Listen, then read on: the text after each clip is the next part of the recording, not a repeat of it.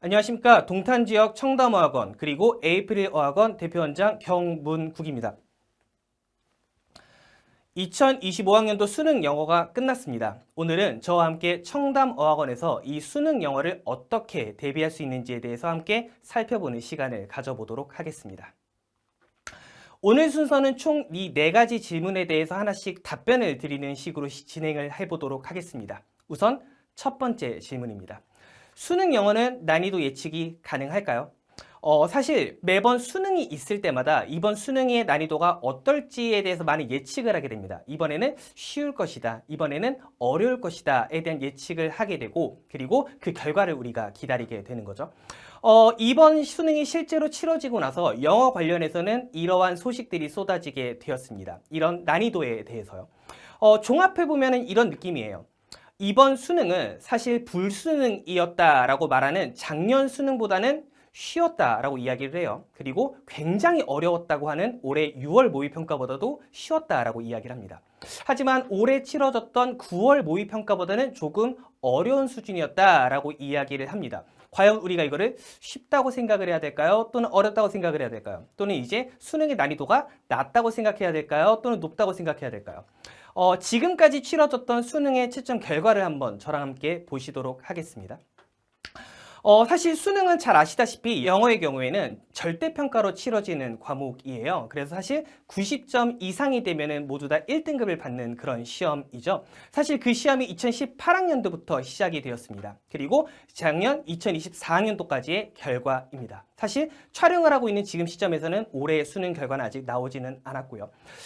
사실 평균적으로 보면은 지금까지 1등급의 비율이 대략적으로 7%대 정도가 나온다라고 생각을 해주시면 돼요. 그래서 이런 느낌으로 보시면 됩니다. 이 7%대 이상으로 1등급이 나온다 하면은 상대적으로 조금 쉬운 시험이었구나. 또는 그리고 이제 이 7%보다 조금 낮게 나온다 하면은 상대적으로 조금 어려운 시험이었구나라고 생각을 하시면 돼요. 그리고 작년 수능을 불수능이었다라고 말하는 이유는 작년 수능의 1등급 비율이 4.7%에 불과했다라는 거죠. 그래서 굉장히 어려웠던 시험으로 평가를 받습니다.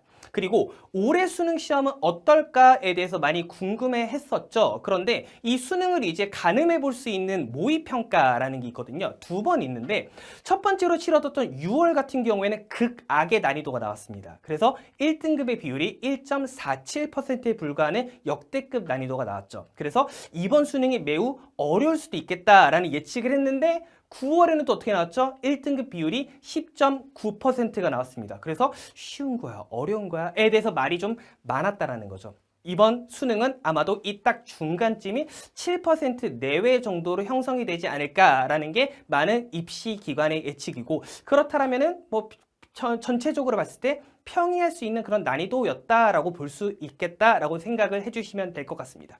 그러면 우리가 바라봐야 될 건 이거예요. 우리가 지금 초등학생 그리고 중학생 학생들 그리고 학부모님들께서 이 영상을 시청하고 계시잖아요. 그럼 우리 아이가 치르게 될 수능 영어는 쉬울까 어려울까 예측 가능한가요?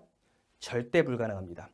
1등급의 비율이 1.47%가 나올지 또는 10% 이상이 나올지에 대해서는 전혀 예측하는 게 불가능하다라는 겁니다. 그러면 우리에게 필요한 현명한 생각은 무엇일까요? 항상 고난도일 것이다 라고 생각을 하고 미리미리 학습량을 충분히 확보해 놓는 게 우리에게 필요한 과제다 라고 생각을 해주시면 될 것 같습니다.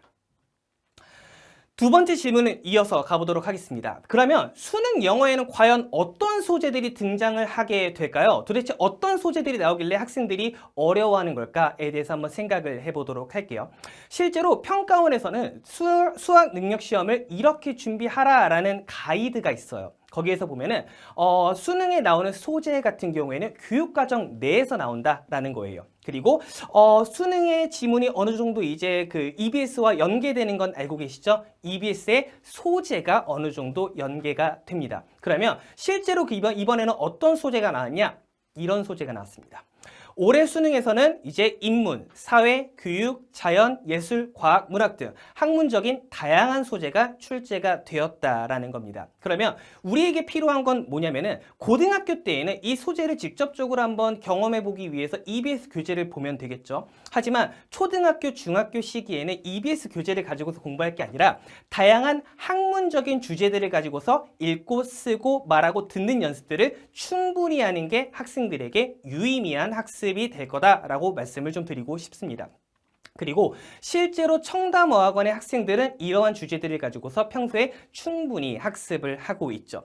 봄학기와 가을학기에 진행되고 있는 C1 수업 같은 경우에는 학문적인 주제, 즉 사회, 문화, 정치, 경제, 과학 같은 이러한 주제들을 가지고서 지식을 습득하고 그리고 이 지문을 분석하고 종합하고 이걸 토대로 듣고 말하고 쓰는 역량까지 같이 키워나가는 연습을 하고 있습니다.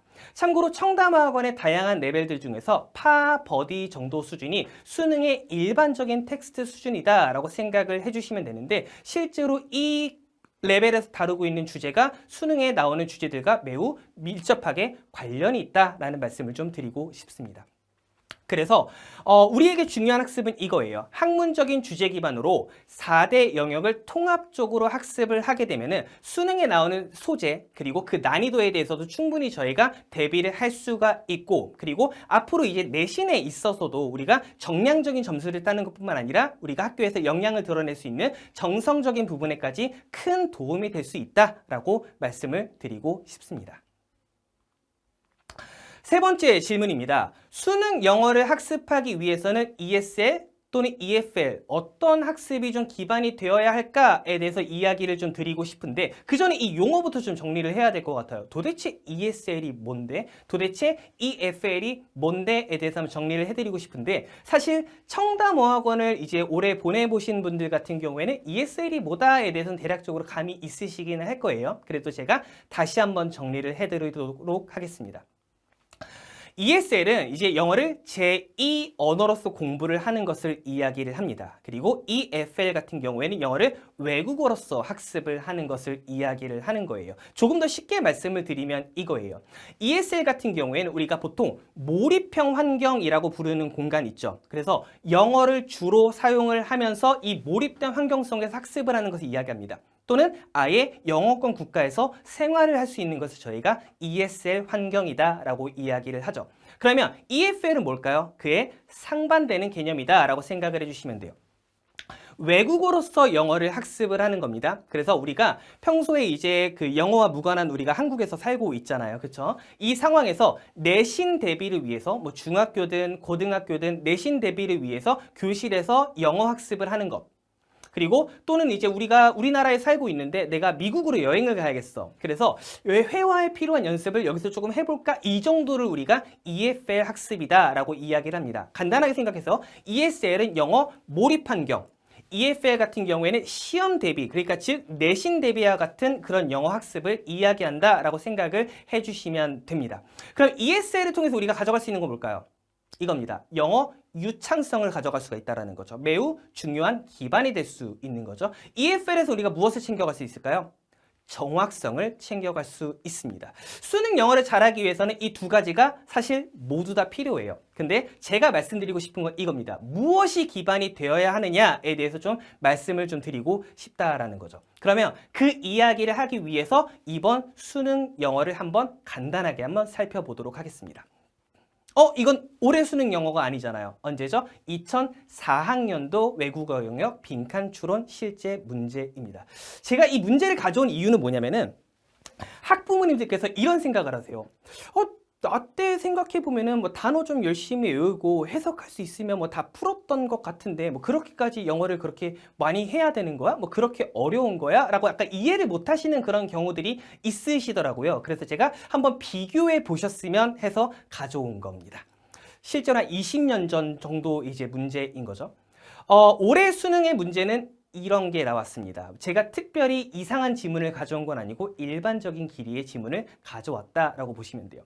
대략 보기에도 어떤가요? 지문의 길이부터 다르고 어휘의 수준이 너무나 다르죠. 실제로 요즘의 수능이 이렇습니다.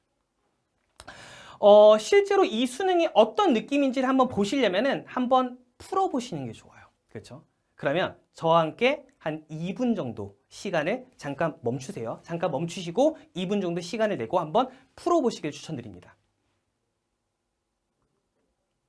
부모님들께서는 한글 해석을 보고 풀어보시기를 추천드립니다. 풀어보시죠. 정답 고르셨나요? 정답은 3번입니다. 잘 맞추셨나요? 어떤 느낌인가요? 단어를 알고 그것들을 조합해서 해석할 수 있으면 풀 수 있는 문제인가요? 그렇지는 않다라는 게 느껴지실 겁니다. 실제로 수능이 어려운 이유가 있어요. 첫 번째로는 어휘 수준이 너무나 높습니다. 그리고 문장 자체가 너무나 길고 복잡하다라는 거예요. 그리고 이거를 어찌어찌 해석을 한다라고 해도 전반적인 내용을 이해하기가 쉽지가 않아요. 그리고 요즘의 수능은 선지가 매우 까다롭죠. 그렇죠? 사실 수능은 이제 수능 3교시 때 치러지게 되는데 70분이라는 시간 동안 45문항을 풀어야 되는 시험이에요.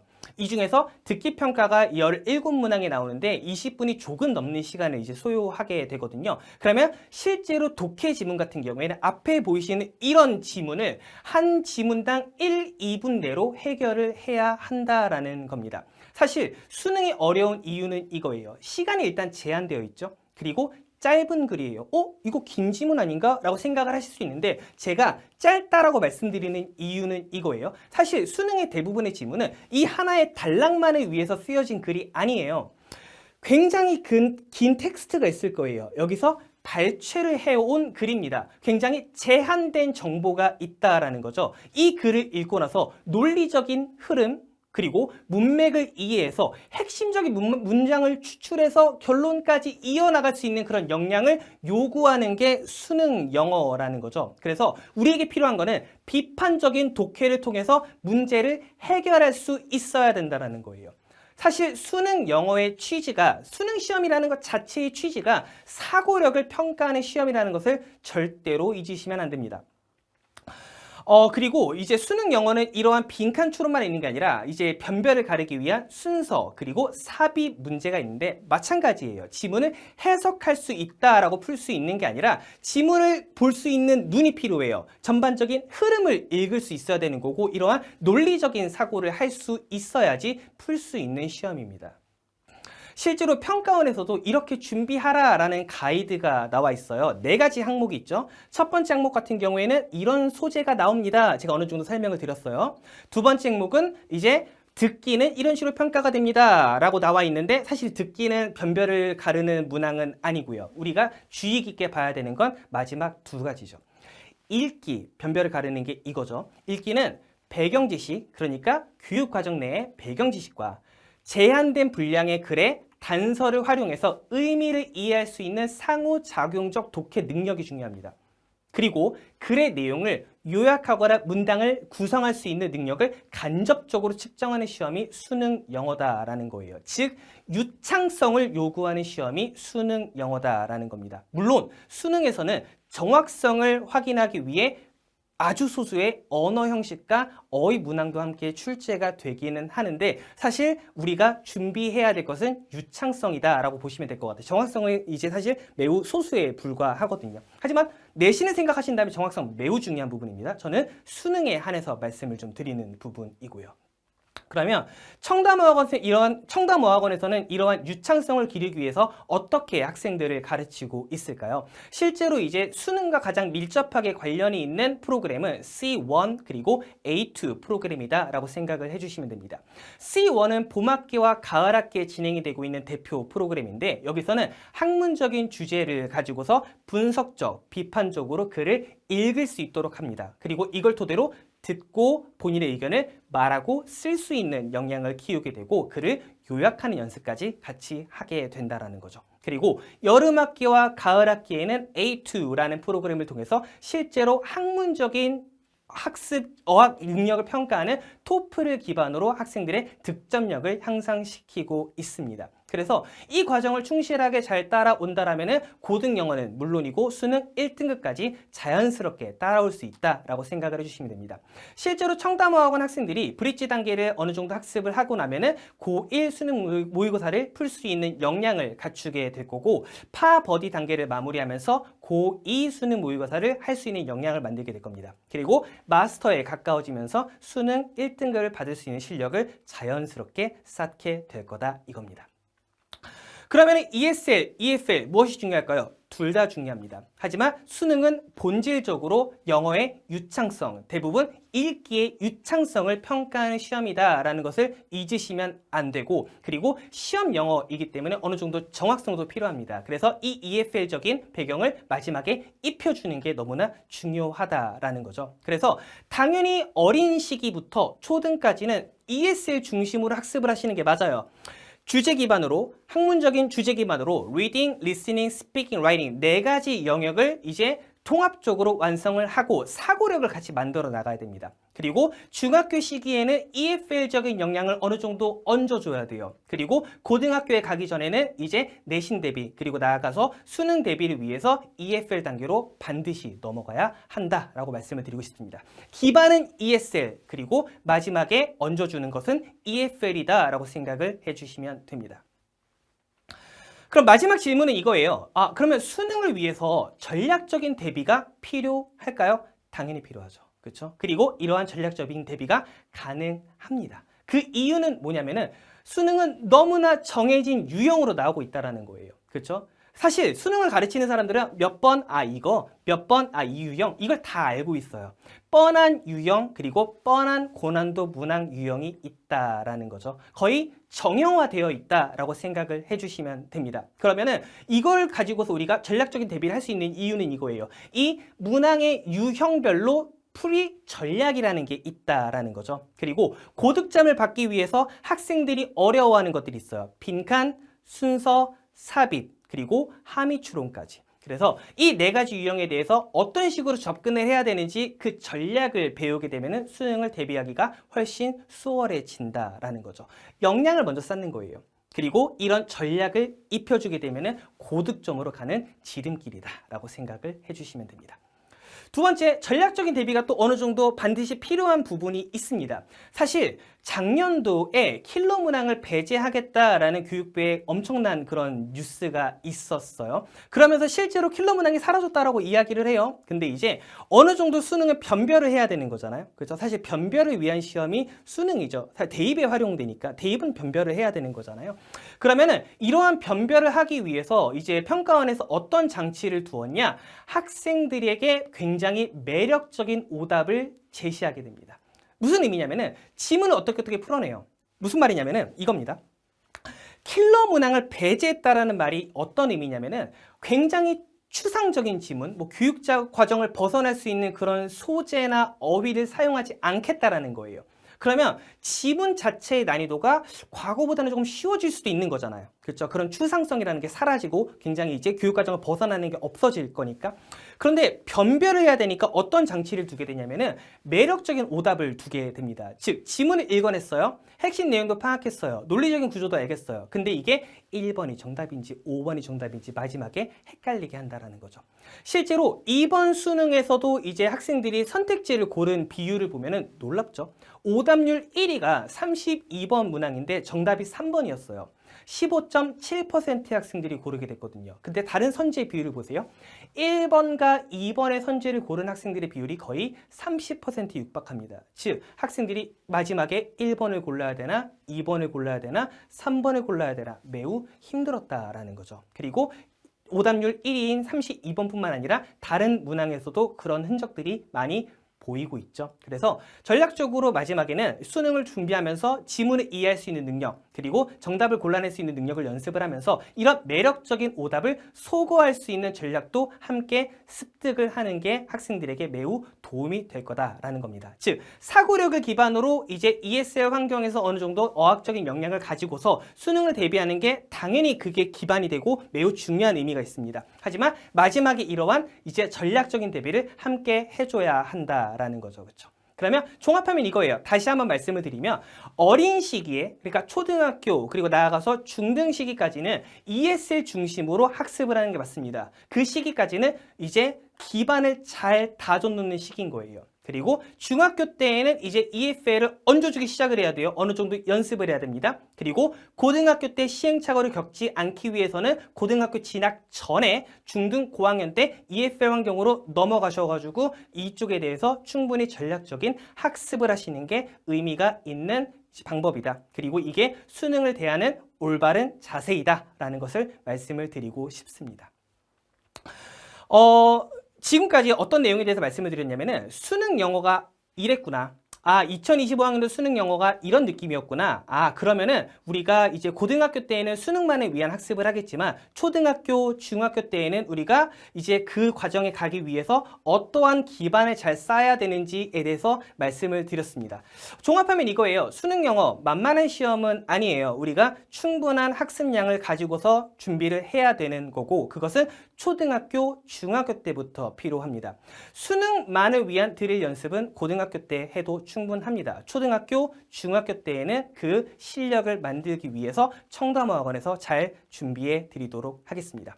그럼 오늘 설명은 여기서 마무리 짓도록 하겠습니다. 지금까지 경문국이었습니다. 감사합니다.